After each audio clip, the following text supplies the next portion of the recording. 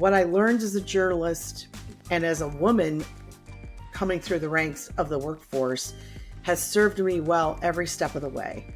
And I've used those skills every single day, learning how to listen for curiosity and understanding, asking questions, not assuming that I know everything or pretending to know everything, being able to think on my feet really fast, and really making sure that everybody gets heard, that I get both sides. It's really important to have the balance. So fast forward to today, to where I am as the Chief Sustainability Officer at one of the largest electric utilities in the country. And I'm fighting almost the same battle in that, because I'm at a utility that is still fossil fuel heavy, but making the transition to clean energy, it's like I'm not credible. So what have I done? I draw on those skills that I've learned through the years in my career. And I've been known to muscle my way into panels at conferences when I look at the agenda and I say, look, you're just talking to technology companies, you're talking to utilities or power generators who don't use fossil, they're all nuclear, for example. You need to get the other side of that equation in what it's like to make that transition and be competitive as a fossil fuel company. In Youth We Trust sits down with successful entrepreneurs, business leaders, educators, and others from around the world. We spotlight how individuals and organizations are shaping a better world, directly or indirectly, for the coming generations through their focus on sustainability, equity, education, and more to empower young people to create the future they deserve. And now, in Youth We Trust. Hi, Sandy. Welcome to the show in Youth We Trust. Thank you for having me. I'm really looking forward to the conversation. And you're joining us from Ohio? Yes, from Westerville, Ohio, actually. So Central Ohio. Central Ohio. Brilliant. Well, I'm in Dubai at the moment, and it's wonderful to have someone like you, who's actually been so active on the sustainability side, energy transition, more recently for the last 25 years. And then you've had a stellar and very interesting career as a journalist, which we'll get to hear more about very soon. So why don't we get straight into go to the deep end, Sandy, and let me take you back to your younger self. And before I do that, let me give you the context of why. So the company that I'm building, of which this podcast is a part, is all about empowering young people, right from the age of 10, all the way through to 25 and probably beyond soon, to get involved in solving the biggest problems in the world, ideally by building solutions, and through that build the skills that they need to survive and thrive in a very, very rapidly changing world. But the issues that they solve are extremely important to us. So that's why I take you back to your younger self to see when you were growing up, wherever you were growing up, Mm-hmm. what was there a problem that you saw around you that you wanted to go on a quest to solve? Yeah, man, that takes me way back. When I was growing up, my mom worked outside of the house, right? So she worked third shift so that she could be home to see us off to school and be there when we got home from school. So I always had that as a role model. She was always working. But I had this passion for reading and writing. So when I was a kid, I actually used to create my own newspapers. That's what I did during my summer, was just create my own newspapers. And I absolutely loved it. So journalism and the news business was really in me. I just got bit at an early age, and that's where I really wanted to be. I ended up as editor of my high school newspaper, worked for the local paper, worked for a magazine, and ultimately made it into radio news.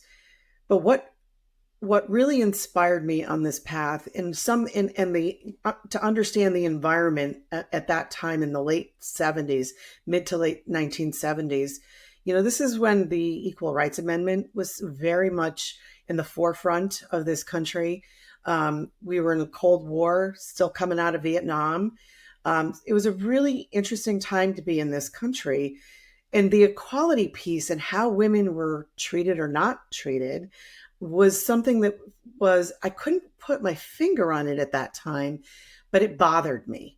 And it was something I felt like, how am I going to be what I want to be if this is happening around me and women are not considered equal? Girls, women, we were not, it was like we were second class citizens at some time. Um, and so one of my inspirations for, I can do this, I can break through that glass ceiling, and I will, and it was Barbara Walters who actually was the inspiration for me. I saw her step, away from doing the weather and doing fashion reports to actually anchoring the news, and how badly she was treated by her co-anchor, who was a male, and ultimately forced her out of that job. But she did something that I thought I want to do, and she just paved the way for me. She just told me and showed me that this was possible. And so I was the first one in my family to go to college. And I did that. I went there with the intent, I'm going to be a journalist. This is my passion. This is what I want to do. Did that, became a reporter. And at that particular point in time, radio stations had very large news organizations. Some of them were 24/7, and they had reporters out like newspapers and TV stations do today. But radio stations were very big, and it was very male dominated. So here I was, this 21-year-old young woman, coming into a very male dominated business. And I remember going out there and being assigned, one of my first assignments was to cover a murder trial. And I was like, I'm 21 years old. I have no idea, what I'm doing here. But it was such a fascinating experience. And I learned so much about how to stand up for myself, how to think on my feet, and how to get the story first. So at that time, there were no cell phones. So in order to get the story in, you had to be first in line at the payphone. And so that's what I did. And I was first on the air with the verdict in that particular trial. But fighting to get that, jockeying for that position in line, knowing that the Associated Press reporter was right, around the corner, and I had to beat him to that phone. But it was, and I also remember times when I would be trampled, literally pushed aside, because I was like the young cub reporter, and I know the governor, and this is what the guys were like. I know the governor. I'm getting in there first. After that happening to me a few times, I was like, no, I'm not going to let that happen anymore. I needed to assert myself. If I could tell my younger self something, I would say, enjoy it. Don't feel like you have to be an adult all the time. I kept thinking while this was all happening, I look so young. I am so young. How can I be older? How can I make myself appear to be more professional and be taken seriously? So I used to dress up. People, reporters would typically wear jeans, and they didn't get dressed up. But I always dressed up because that was the presentation. I was a reporter, I was a news anchor, and I ran a 24/7 news operation. And that was probably one of the hardest jobs, running that news operation, because that was the first time that men actually were reporting to me. And that was very challenging. That was in the 80s, mid 80s. And that was tough. That was tough.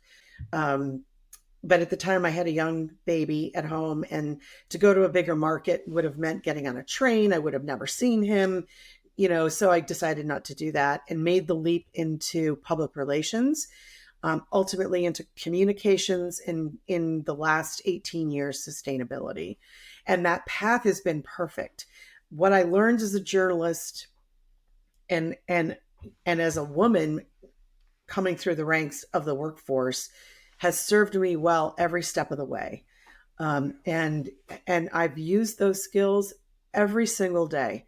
Learning how to listen for curiosity and understanding, asking questions, not assuming that I know everything or pretending to know everything, being able to think on my feet really fast, and really making sure that everybody gets heard, that I get both sides. It's really important to have the balance. Um, and I remember telling reporters who reported to me, you only have one side of the story, and it's a great story, but go get the other side. And so to me, that balance has always been really important. So fast Interesting. forward to today, to where I am as the chief sustainability officer at one of the largest electric utilities in the country. And I'm fighting almost the same battle, in that because I'm at a utility that is still fossil fuel heavy, but making the transition to clean energy, it's like I'm not credible, because you're part of that dirty coal, dirty fossil Wow. fuel, sector. So we don't want to hear from you. So what have I done? What have I draw on those skills that I've learned through the years in my career, and I've been known to muscle my way into panels at conferences when I look at the agenda and I say, look, you're just talking to technology companies, you're talking to utilities or power generators who don't use fossil, they're all nuclear, for example.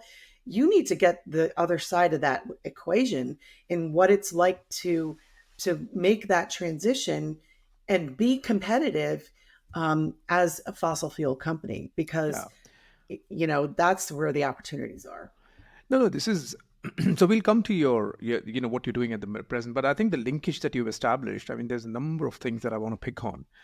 But the point that you mentioned about Barbara Walters actually inspiring Yeah. you, right? Because she broke the glass ceiling at the time in journalism, and then you kind of went in, and I totally relate to a lot of the things you said, because I actually started my career in London, having grown up and studied in India. So when I went there, I would do the same thing. I Hmm. also felt totally out of place, so I would dress up, and I still feel I need to do that in many So do places, I. Hmm. right? The question that I have for you is, if you look at today's generation, and do you think they are any better off? So I do think that I was able to address it, but I also think that that's a journey. It doesn't happen with one action, and it doesn't happen, at one point in time. What I did in my journalism career was I was determined to be known for being a good reporter, for being a good leader. And so that's what I really focused on. And I looked for those opportunities to be a leader. And so I became the first woman to lead the Connecticut Associated Press Broadcasters Association, which was tremendous. I mean, to be a first, that was awesome. Um, so I felt like I was doing my part, and I've always felt this. I have a responsibility to open doors for others behind me, coming up behind me. I have always felt that, particularly for young girls and women, that it is my somebody did it for me. Barbara Walters, I actually got to meet her many years later, and I was completely starstruck. And I have pictures, and I was with a couple of friends, and they were like pushing me to her. And I actually had an opportunity to share with her my experience and what an inspiration she was. And she was so touched, and she gave me a hug, and she was just so gracious. But it was like a dream come true to actually meet her so many years later. Um, but I do think that it is a journey. I faced similar issues in other parts of my career. I started sustainability at my company. Everybody was very much opposed to it. Um, they didn't understand what it was. They thought I was like the tree hugger coming in, and so I had to do that slowly. And I do think that you know people coming through into the workforce today, man, they've yes, it's better, but they've got a great opportunity to leave their own imprint and really make it even that much better. um, going, for those who will come behind them. I think each generation, I think we have a responsibility to the generation that is coming in, or generations that are coming in behind you. Um, that's why I've always had people that I've mentored. I've always mentored young women. I am very big on women's issues, health issues in particular, and just I feel like it's my responsibility to give back. I was lucky. Some of my best mentors were men, and so for me, it's about giving back. Do you see a big change between then and now? And if not, how do we solve that problem? I do see a big change between then and now. Absolutely. Are there still some, barriers and some obstacles to overcome? Absolutely. And I think each generation, runs into different things. They have to deal with Yes. different things. Um, but I do think it is better. Uh, on my team at AEP, there's three generations. Baby boomers, two millennials, and Gen Z. And I absolutely love that because I love the diversity of thought, experience, life experience. Um, and just I just love that. And I would encourage young people. It's not just someone like me helping young people. I would say to young people, you should mentor somebody older. Mm. Help them Oh, to wow. understand your generation. um, you know I wish that companies did more of that, where they paired, bridge those generational gaps. Because if you look at the workforce, there's multiple generations working side by side, and I think companies can do more to help employees um, bridge those gaps. And kind of like a reverse mentoring, where instead of me mentoring a younger person, it's the other way around. So I can learn more about what's important to them, what's on their mind, what are their ideas. We were one of the first in our company. We were the first in our company to create an app to support our sustainability reporting. Now, it failed miserably because that's not really what an app is for. But what it did was it gave us an opportunity to test something new. It gave the creative team the opportunity to learn how to build apps, which they now do really, really well. That I understand. I agree. And I think that's great advice to young people. So, Mhm. therefore, how can you expect someone who's come through an education system not wanting to fail? And in fact, being other than the Silicon Valley and generally in the startup world, failure is a serious stigma, Mm. and you don't want to fail. In fact, I've noticed that's even more true for women because they feel like they're never going to get a second chance. So, what do you think should change in education, if anything? Yeah, that is a really great question. And what I can tell you is kind of going back to when I was in high school and when I was a student. I found a mentor in a teacher, someone who saw some talent and nurtured it. She would take me with her to the printer so I could see how the paper was printed for the school paper. She would introduce me to publishers. Um, you know, you can find those types of mentors. You don't have to be in the workforce to do that. There are some great teachers who can be those guiding lights for you, who can help open doors um, and encourage you. I was co-authoring a column with another high school student about activities at the high school, something as simple as that, and we pitched it to the newspaper. So it was, but it was through this journalism teacher who helped us to do that and have the confidence to be able to do it. Yeah, So yeah. there's no question that there are some skills that students don't get to learn in the education system, and that's unfortunate. Having said that, you have to go look for them. Yeah, I think that's true. That's true. There has to be system in place for them to actually Yeah. go venture out. And I think there is a place that the industry and academia needs to collaborate. I think people like you will be Oh, yeah. inspiring hundreds, if not thousands of people through a digital channel. I mean, I hope the podcast can be, this episode can be one of those, but certainly needs more. In your current role, is there anything proactive that you do or AEP does with young people? Oh my, yes.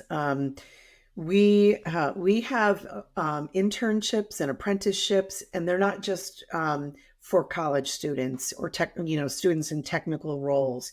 There are internships for high school students. That's their first exposure to the workforce, typically, especially when they're like freshmen, and sophomores. They're this to a real workforce, and they're paired with a group and given projects, obviously within the scope of their ability. And we also have college interns. My Gen Z was a college intern. In fact, I wouldn't let her go. I kept extending her internship for her. And it was a paid internship until I went to my boss and I said, look, I'm hiring her because we can't let her go. She's that good. Wow. And, she's been with us for now 5 years. So that includes the 1 year she spent as an intern. So there are lots of ways to do it. We do a lot of volunteerism in the community. There's a lot of work that we do with youth groups.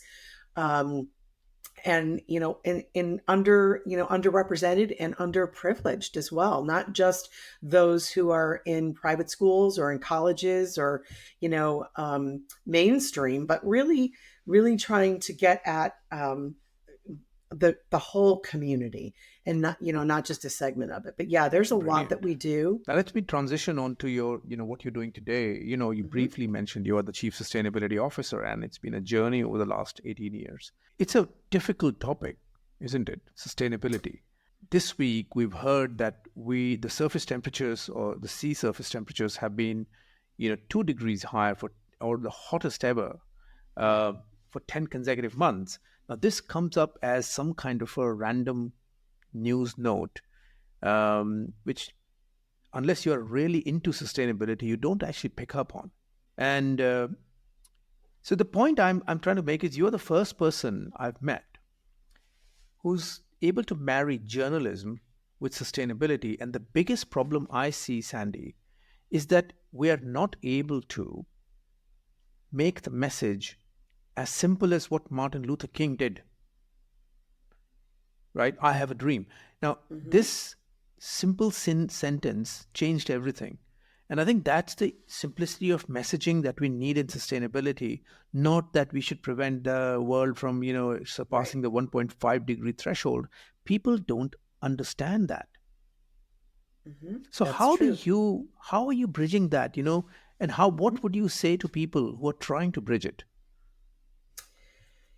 It's an education process. So, I always tell my team, look, we know that biodiversity loss and nature are extremely important to climate change, but the organization doesn't understand that yet.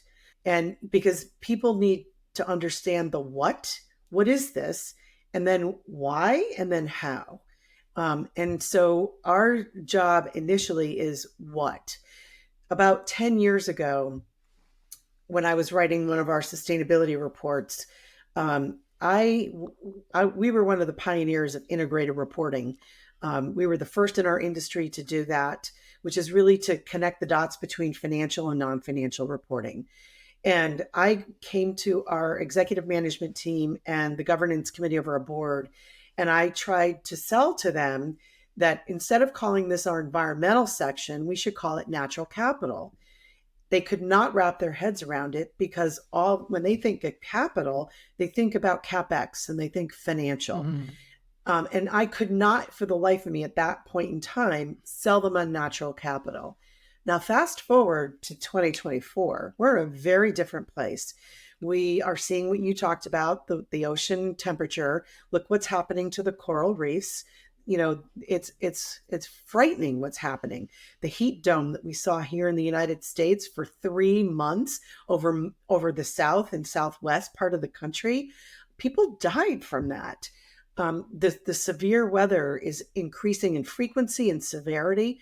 climate change is here. It's in front of us. We're experiencing it every day. And so now it's beginning, because of that experience, we can leverage that to then make the connection to nature. And so with the TNFD, the nature related financial disclosure framework that's been developed to really try to quantify the financial impact of biodiversity loss, now we're beginning to seed that into our messaging and our reporting and how we bring that forward within the company and how we talk about it outside the company as well.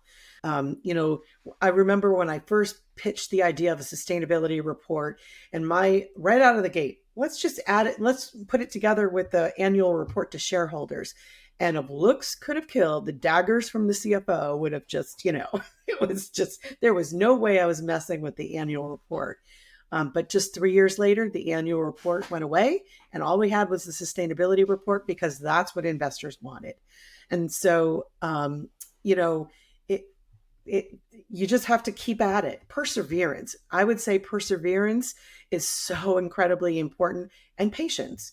I want you to explain to us in very simple terms, quickly, what is AEP doing on the sustainability front that is worth noticing? Because, of course, there's a lot of detail in the reports, but an average person doesn't read it. This episode is brought to you by Lumi.network. We're on a mission to help the next generation prepare to take on the world.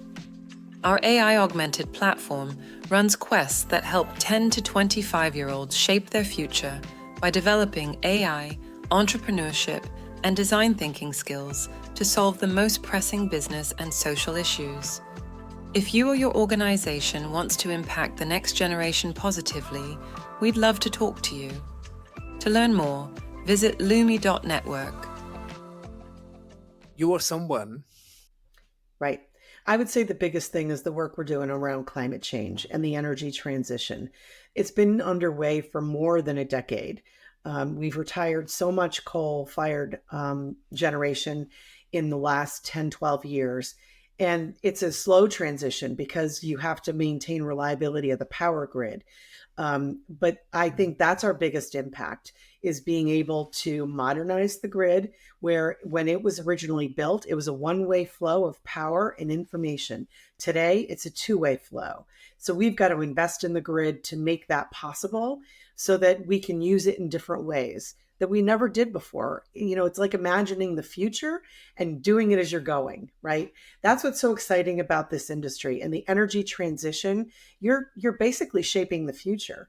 And so that's what we are focused on. So there are things, it's not just about the power plants, it's about people. When we talk about climate change, we tend to talk about carbon emissions, renewables, steel in the ground. We can't forget the people and the communities, whether it's the workforce in those plants that are being retired, or it's the communities where those plants are retired and leaving a big void. And so the just transition work is also extremely important. They have to go hand in hand. And then you need to make sure that as you're doing this, you're looking at disadvantaged, marginalized communities, and you're making sure that they're not further disadvantaged by the transition. And so we have to have a holistic view. And that's what my team at AEP is working on, is making sure that we are taking that holistic view of the whole transition and not just the energy piece of it, but the whole thing. The whole thing is the transition from fossil fuel to clean energy, and and then bringing the people along with you, leaving nobody behind. Right. And is there anything on this aspect that you're doing to try and bring the next generation into the dialogue? That's a great point. And we're going to be starting some work at a second power plant later this year for it retires in about 3 or 4 years from now. So that's a nice runway to be able to work with the workforce and the communities. And I would love to bring in We want to make sure that as we're doing this, we're hearing all voices. And all voices doesn't mean just the mayor, the council, the chamber, or the school superintendents. It means the people who live there. And I would love to get, young people involved in that process Yeah. because it's pretty energizing and really, I mean, that's, we like to say in our industry, come join us and come change the world. Do you think the simplicity of the message in sustainability possibly needs to go to involve children? Because that touches everyone's Hmm. heart. Now, not everybody is a parent, Right. but those who are parents are actually also contributing far more to the carbon footprint of the world, right? Hmm. Yeah, I totally agree. Yes. Today, again, you find that you are not in a credible position. That is so interesting, right? From having started your career that way, you're right back to where you feel like you're not credible. How quickly do you think that might change? Well, I'm working every day to change it. I'll tell you that.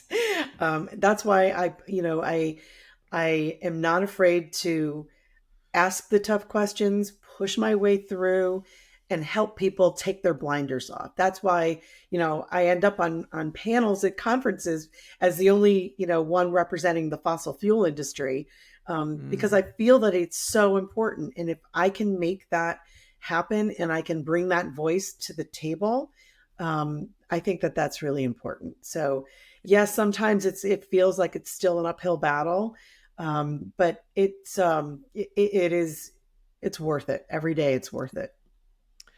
And are you doing anything internationally?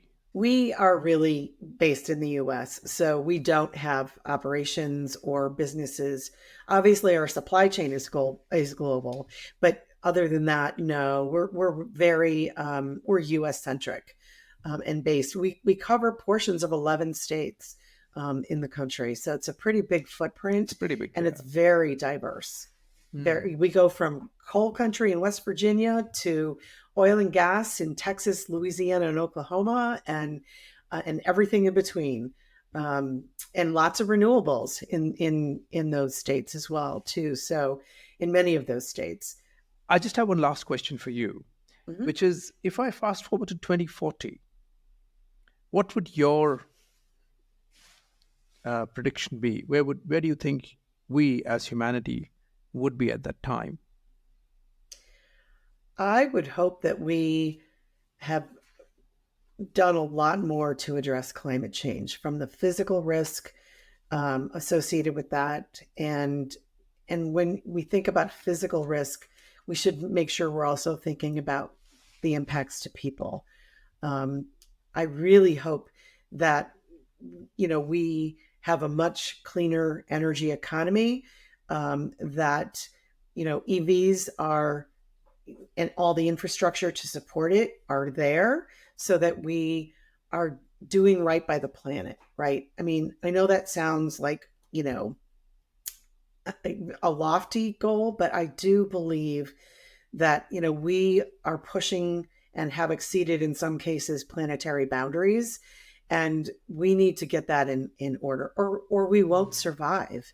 And so I think these next generations coming through, they're the ones who are going to change it. They're the ones who are going to make that difference, and they're the ones who are going to get us there. So when I I think about agree. our net zero goal at 2045, I know that my Gen Z and the generation behind her, they're the ones who are going to get us there. So true, right? So important to empower these guys. But Sandy, I think my takeaway from this conversation is that the world needs people like you to be far more vocal. The fact that you fought your battle as a journalist, then you're a journalist, former journalist in sustainability. The fact that you are admitting that you feel like an outsider, and rightly so, at AEP in the climate discussion, and you're fighting every day. The fact that you are actually the only person I've heard who said that we should allow young people to mentor us. Oh Thank you for coming yes. here and sharing these stories with us, and hopefully, some of these things will travel and all the best for your role, and more power to you. Thank you so much. Thanks for listening. If you found this conversation valuable, please leave a review wherever you listen to your podcasts. If you have a story or someone you know does, please recommend them to us by email at hello@lumi.network. We'll see you next time on In Youth We Trust.